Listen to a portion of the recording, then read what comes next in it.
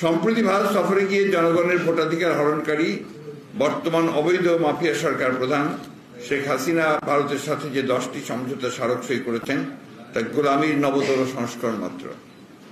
কানেক্টিভিটির নামে বাংলাদেশের অভ্যন্তরে ভারতের এক অংশ থেকে আরেক অংশ পর্যন্ত রেল যোগাযোগের নামে করিডোর প্রদানের মাধ্যমে যা করা হয়েছে তাতে আমাদের সার্বভৌমত্ব জাতীয় নিরাপত্তা মারাত্মক হুমকির মুখে পড়বে।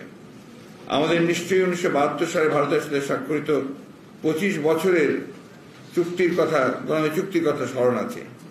52 বছর পর সে ধারাবাহিকতায় গত 22 জুন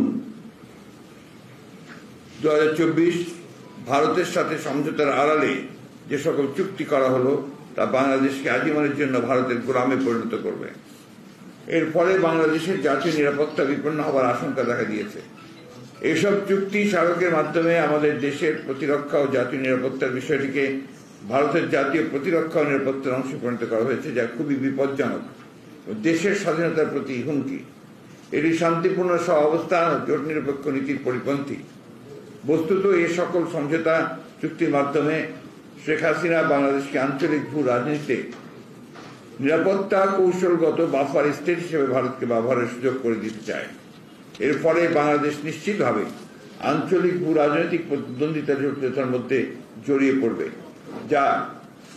যে 7টি সমঝোতা স্মারক নতুন করে সই করা হয়েছে সেগুলোর প্রায় সবগুলি বাংলাদেশের উত্তরাঞ্চল কেন্দ্রিক।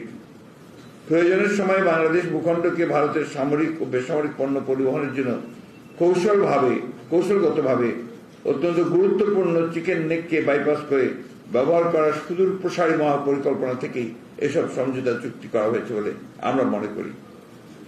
বাংলাদেশের স্বাধীনতা সার্বভৌমত্বকে জলাঞ্জলি দিয়ে শেখ হাসিনা বাংলাদেশকে দীর্ঘমেয়াদে ভারতের গোলামী চুক্তির গভীর ফাঁদে ফেলার সেই ঘৃণ্য ষড়যন্ত্রে লিপ্ত হয়েছে। জাতীয় স্বার্থ বিরোধী এহেন চুক্তি জনগণ কখনই মেনে নেবে না।